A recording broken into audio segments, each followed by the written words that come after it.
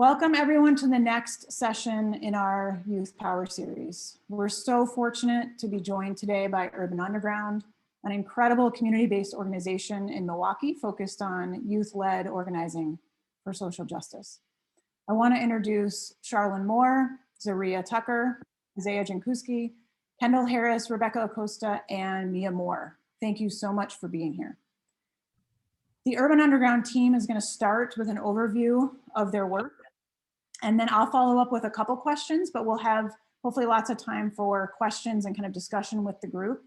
So as we go and as you're hearing about the amazing work that Urban Underground does, please feel free to put your comments or reflections and questions into chat, and then we'll have some time afterwards to get to those. So with that, I'm going to turn it over to the Urban Underground team. Again, thank you so much for being with us today. Thank you so much, Annalie, for having us, and thank you all so much for your time here today. My name is Charlene Moore, and I am the director of Urban Underground and Youth Justice Milwaukee. The young people will talk about our organization and how they've gotten involved and the work we are doing. I will have, I'm going to have our adult staff introduce themselves first. Zaria will start with you, and then Isaiah, and then it will go to Rebecca, Kendall, and then Mia, and then you all can just dive right into the presentation just so that we can maximize our time with you all today.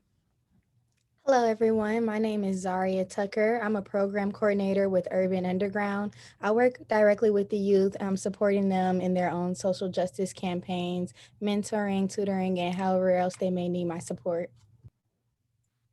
Hey y'all, my name is Isaiah Joseph. I'm a program coordinator at Urban Underground. I'm also a public ally placed here for my 10-month service commitment. Same thing as Zaria, I'm here to support our young people in all their youth-led endeavors.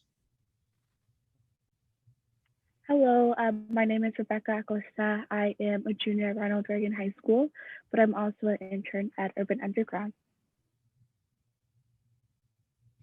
Hi, my name is Kendall Harris. I attend Rufus King High School. I'm a junior, and I am also an intern at Urban Underground. My name is Mia Moore. I'm a freshman at Rufus King High School, and I'm also an intern at Urban. Awesome. Thank you, team. And Isaiah, I will leave it up to you to start screen sharing. For sure. Yeah. And interns, you just tell me when you're ready for the next slide, and I'll keep it going.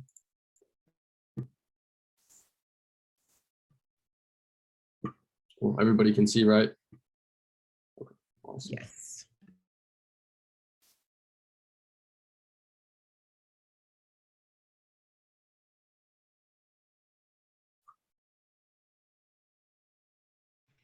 All right, so first we're going to start with a check-in question. What do young people need to be successful? I can start with that. I feel like we need resources and the proper people to help us along the way. I feel as though young people need a good, stable environment, a supportive environment, a loving and caring environment. Our young people need to be heard. They need to have adults that will listen to them and act upon what we are saying. And can we have some answers in the chat? It's open, or you can feel free to unmute.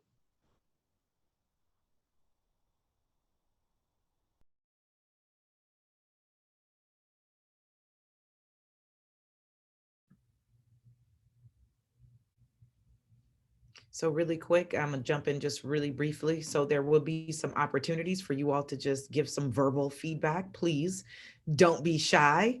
Provide that so that, again, we can just make this engaging conversation. All right, go ahead, Kendall. Just reading some of the answers in the chat. A listening ear, yeah, especially when children aren't growing. They need someone to hear them out and just understand them.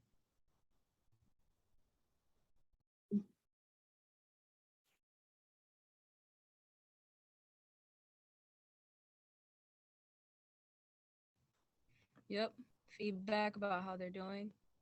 Yeah, goes along with listening, just listening to the youth, meeting youth where they're at. That's a Can huge. you elaborate? Sure. Vocally, I guess.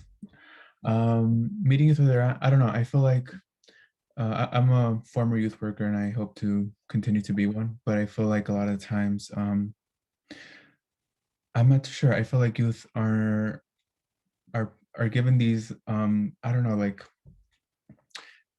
these expectations that just aren't either they go through adultification processes where they're given, you know, expectations that aren't healthy, or sometimes they're not seen as developing young people, you know what I mean? So just seeing where they're at, and giving proper supports. And you know, I also feel like youth have a good idea of what they want to do, and like, you know, have really amazing ideas. So almost like getting out of the way a lot of the times, just meeting where they're at to support them and what they want to do can probably help a lot. How do you, really quick, how do you pronounce your name? Moises, Moses. That was great. Thank you. It's awesome. thank you. And All right, let's keep it then, moving. oh, okay. Well, next slide. Thank you. It is easier to build strong children than to repair broken men. That is a quote from Frederick Douglass, and that still holds true to this day. Um, the youth are developing minds, and they need resources before it's too late, before their minds are already made up. You know, just keeping that in mind. Next slide. Urban Underground is promoting the next generation of leaders committed to building safe and sustainable communities. We advance our mission through youth-led social justice campaigns in the areas of health, education, public safety, and youth justice reform. Personally, I was born into Urban Underground. My mother, is the founder of Urban. So I've been just experiencing the work that Urban does and just growing up, seeing the work that Urban does has just lit a fire in me, and I become more passionate about the work that Urban does, and just more passionate about changing my community. Yeah. I got. Oop, okay.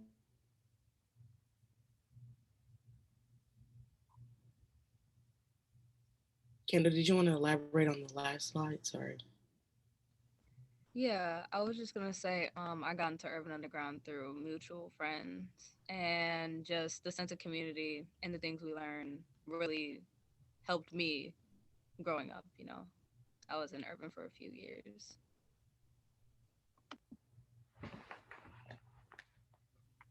As for me, I was introduced and drawn to Urban Underground because of the education and the knowledge they brought in becoming an advocate and change in the community, but also because of the service within the community and actually being involved in the community. Okay, so a little bit about what Urban does. Um, Weekly and summer programming. So as far as we have weekly programming, so a couple of my favorite sessions are um, school to prison pipeline. We learned a lot about that and just how that affects us.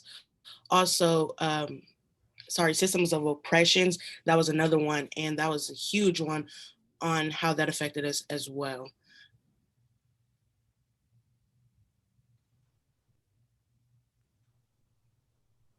Well, for youth organizing, we had an opportunity during the summer to work with Hanson and Dodge, and we got to collaborate and put forward our ideas and really guide how we wanted the project to go. So.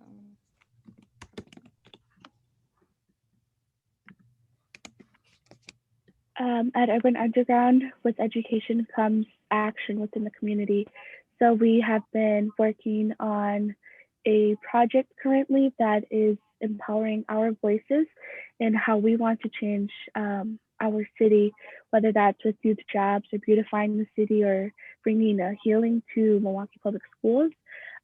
We are building this project that is catered to our needs as students, but as youth as well. And that is through lifting our youth voices. Engaging and interactive. So some ways or a way that we engage and interact our youth is over the summer, we had kickball games. We were able to partner with other organizations doing that. So it's important just to really, if you're working with youth, just to have an engaged and interactive programming. So yeah. So Urban Underground is building a movement for youth led by youth. With weekly programming, youth organizing, and empowering youth voices, our power within is what is leading this movement for change. Urban Underground has enabled us as youth to act in the areas that affect us. So we are demanding our seat at the table because no decisions without us will be made about us.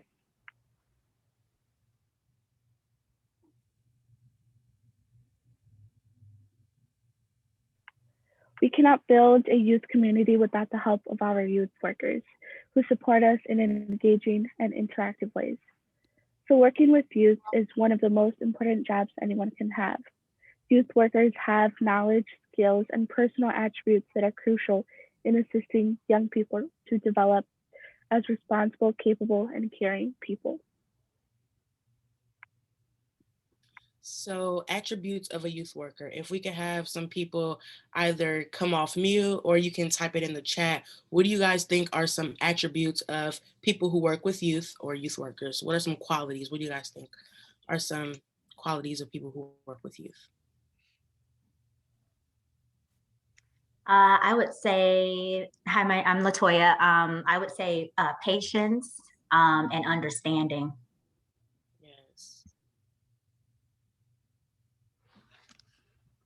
And this is Annalee, I would say humility. Yeah, that's a good one. In the chat, we have caring, empathy, patient and encouraging, understanding, humble, open, authenticity. Sorry if I pronounced that wrong. Authenticity. On authenticity. Thank you. A kid, a heart still. These are all some great ones. So a couple that we have is consistent, respectful, good judgment, positive attitude. The huge one is you have to like young people to work with young people. That's the main one.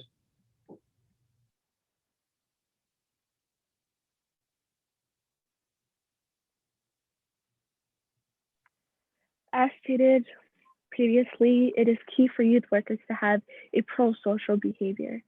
Pro-social behaviors are those intended to help other people. These actions are characterized by concern for the rights, feelings, and welfare of other people. Behaviors that can be described as pro-social include feeling empathy and concern for others.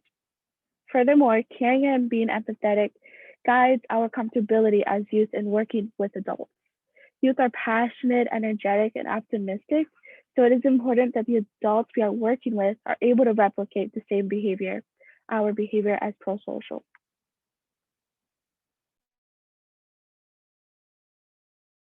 Okay. How to promote positive youth development. First, with advocacy and networking, exposing the youth to different opportunities and different people. Assesses and set goals. Just having goals when you're younger is really important so you can have an idea of where you're going, and just having someone to help you hold yourself accountable. Understanding community and culture, just understanding that every community is not going to be like your own, and realizing that some communities may be more uncomfortable for you because you're not used to it, and different cultures may be very different than yours.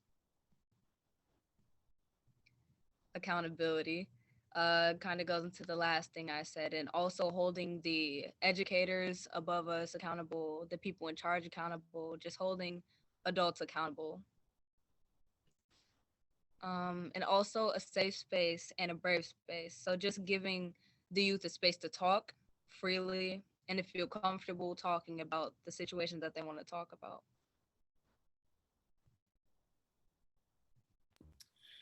Thank you all. That concludes our presentation. Here's our contact info. You can reach us here, but we'll take this time now for any questions, if any.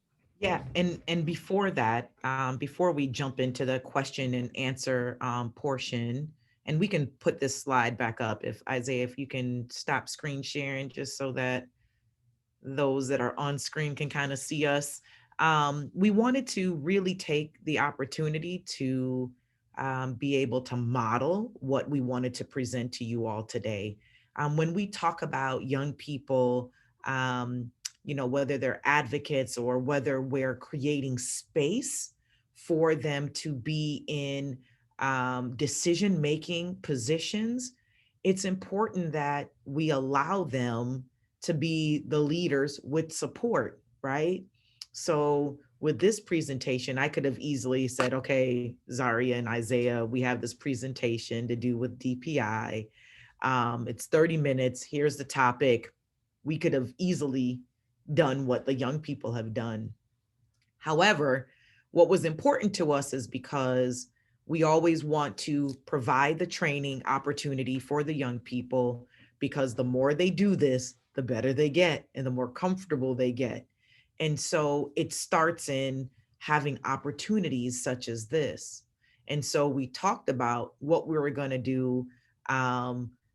We had some information already that was pulled together, got their feedbacks, got their thought. We got some practice going, and they were able to, do a 20-minute presentation to you all today. Now, if you all are looking, because I think everyone here works with DPI, did I get that correctly?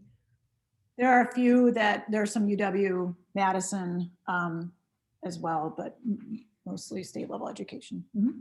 Okay, perfect. So I'm gonna start off with a couple questions. My questions to you all is, as the young people were doing their presentation, what were some thoughts based on what this topic is about today? What were some thoughts that came to mind? And feel free to just take yourself off mute and jump in. Go ahead, LaToya. Yeah, hi, Charlene. A lot of questions and thoughts swirling for me. One of the main things that came up for me, and I would love to hear from the young people around, we know the importance of these community-based spaces like Urban Underground and community-led efforts cannot be overestimated. But I'm wondering, what are those things or those characteristics about the space and the opportunities that Urban Underground provides for you all that schools, right, can look to and say, we need to do this? What are some of those things? Because I'm assuming that these community spaces and spaces like Urban Underground kind of fill a void, right, that you all aren't getting in schools. And so what are some of those things about the experience of being and working and just being a part of an Urban Underground that you would say, man, if schools did this, or if I could do this in school, what are some of those things, if that makes sense? And I don't know, I may not be making any sense at all, though. No, that's a great question, LaToya. Go ahead, Kendall. I would just say, like, the sense of community, because when you're in a classroom, you're usually just sitting there listening to the teacher talk, and there's not much meaningful conversation between the teacher and the student. But with Urban, it's more like they understand what we're saying, and they're actually educating us on things that we don't have knowledge on, and are adapting to our learning style. Yeah, I would say the knowledge that Urban teaches us, it's more culturally taught, and the curriculum that Urban does teach us, it's better. So I would say definitely the knowledge that we receive from Urban. And I'm gonna push you just a little bit more, Mia, and get a little bit more out of you. So you had mentioned, I think you talked about one of your slides, you talked about some of the trainings. You had a training on like systems of oppression. So are you talking specifically about like historical content, like actual topics that aren't necessarily covered in schools that Urban offers for you? Yes, that too. Also, just things that we don't learn about in school, for example, money, like finances, how credit and debt work, how that type of stuff works. Like we get that opportunity that where urban supplies those opportunities for us to learn. Yeah, thanks. This is Chris Lenski. It sounds like urban provides an opportunity to discuss things that are relevant and to learn things that you feel are relevant in the moment and that meet your needs at the time. Where maybe school doesn't always do that. There's a different agenda at school, but here you get what's real to you. Would that be accurate? Their head nodding. And if I can just add to that as well, Chris, I mean, one of the things that have worked really well for our organization is making sure that we had young adults that are also very connected with the young people and know how to work with young people. And so I'm gonna have Isaiah and Zaria just talk briefly about what is, like we always talk about the secret sauce. What are some of those things that have worked for you all? Because it's interesting, both of these two young people, we have one other staff that took some time off to run for office. And so Darren was with us, or has been with us ever since he was in high school, and continued, went away to school, came back, continued as staff, was a public allies. So it's going to be really interesting hearing the perspective from Zaria and Isaiah, because they're completely new. So I would love to just briefly hear from them, like, what is that secret sauce, you all, that sort of connection, or what's needed in order to support young people? Sure. I can start. We're not like in every other circle. I feel like I'm typically considered the young person. I just graduated college in December. So I feel like it's easy for me to connect with the young people because I don't feel really separated from a lot of the things that they express to me or things of that sort. Even though I can understand that it's not going to be exactly the same. Like when I was in high school, I graduated high school in 2016, and some of the things that they tell me about are totally different. But I can just think back to certain situations that maybe I in the past would have in high school and stuff, and like want to express myself to people and feel like they're not understanding. So I always just want to be authentic, and things I can relate to, then I'll relate to them, and things that I can't relate to, I can make it very clear, like, oh, I don't understand, but can you tell me more? So I just feel like it's very important to be authentic and just be exactly who you are. If you can relate, you can relate. And if you can't, just that's an opportunity for you to learn more.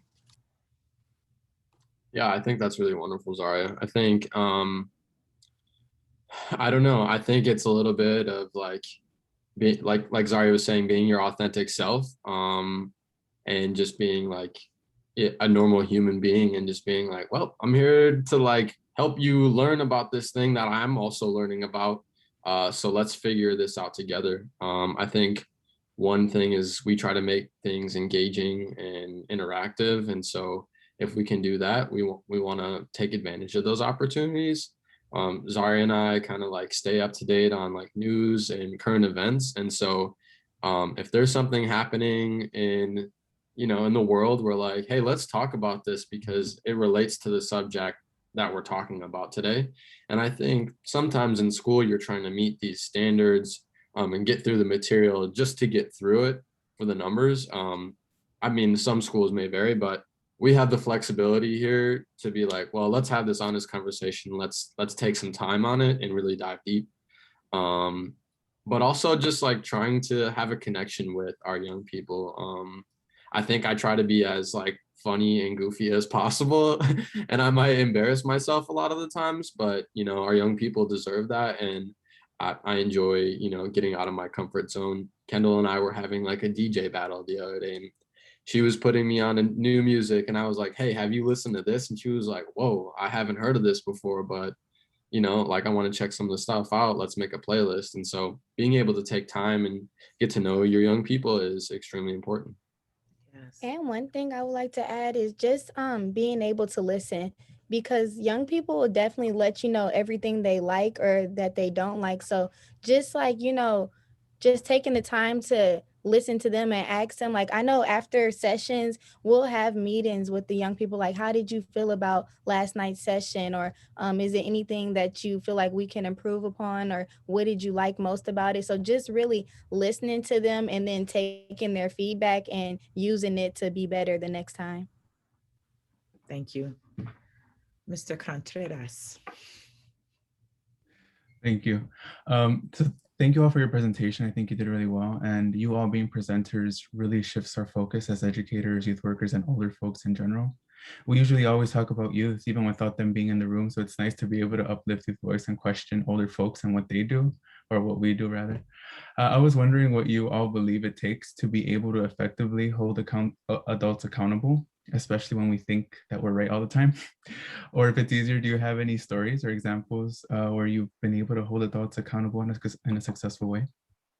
Oh, that's good. Rebecca, Kendall, Mia, let's start with you all.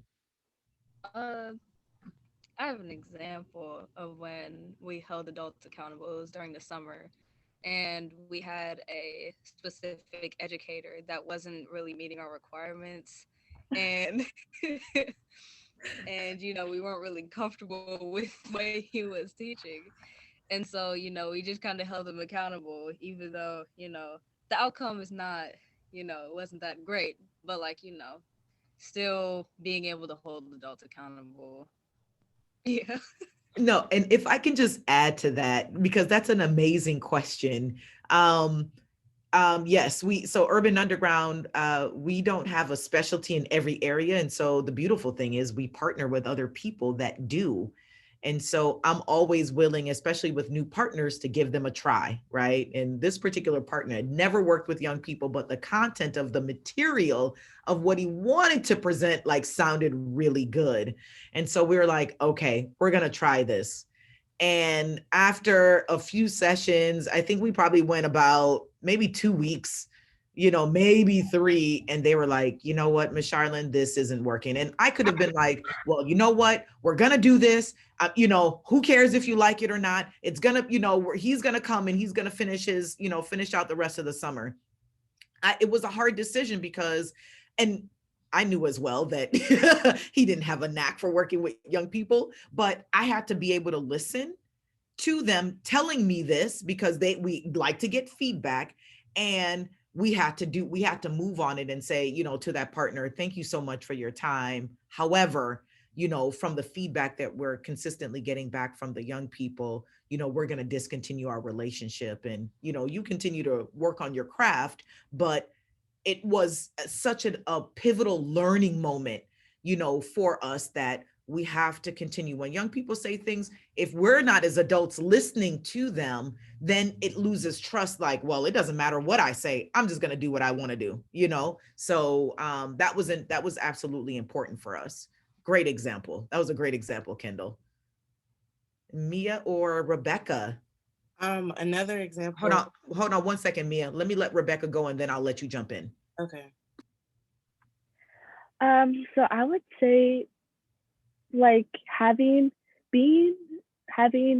youth voices like accessible to these adult spaces, because if we're not like comfortable with adults, or if we don't feel like we have a connection or relationship with adults, it's gonna be really hard to hold them accountable.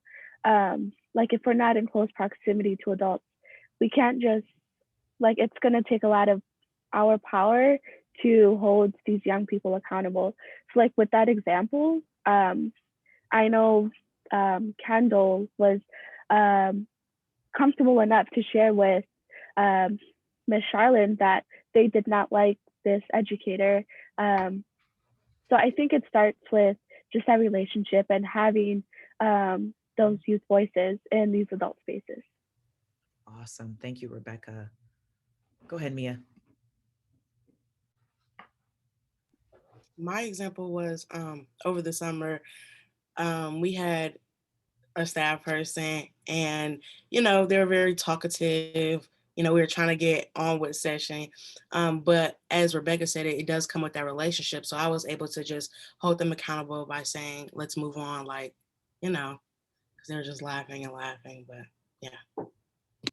Yeah, and a big part of it is building those expectations collectively. We don't come into the space and say, okay, these are, we don't call them rules, we call them our community culture, they're group norms.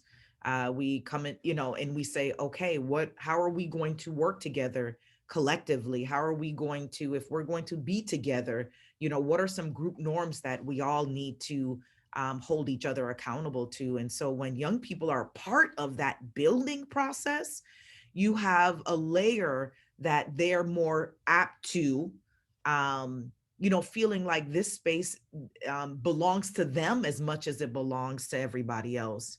And so it's that sort of inclusion. And there was one really quick question. I know we're running a little over our time in regards to how has just COVID, how has the last year impacted our programs?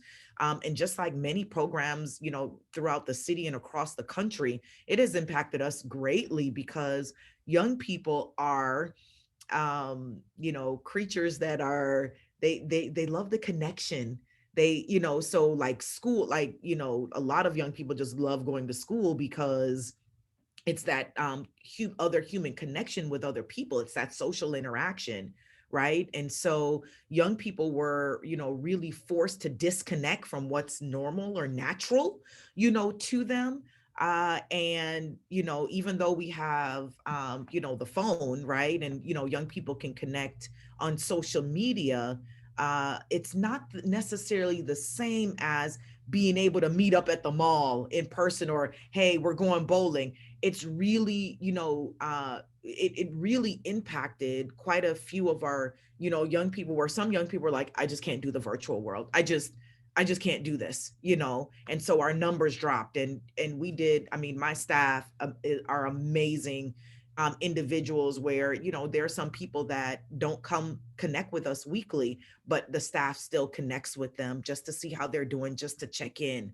And so that process of going to school online virtually and then having to do everything in your life just transitioned to be virtual. We had to, we've adapted to it, but we're looking forward to getting back together, in a safe way and being able to support young people. But it's that social, it's that some of the new people that came, just we couldn't hold them because that sort of personal interaction is one of the key things that have connected us, with each other. And so we just figured out how to still move forward, but it has been a huge impact on our program. And Annalee, I know that we're shortly over our time, but I just want to say thank you all. We could talk about that. Our young people can sit here and answer your questions all day, but it is an opportunity. You can definitely get our contact info from Annalee, and if you ever want to just reconnect with us, please, the doors are always open. We're a learning organization. Thank you. And on behalf of this whole group, thank you so much for all you do. And thank you for sharing this time with us. Our hope is that this is one of a number of conversations and kind of an ongoing conversation. So thank you. Thank you to all who joined. And we look forward to our next time together in between. And in the meantime, please take care. Thank you. Thank you.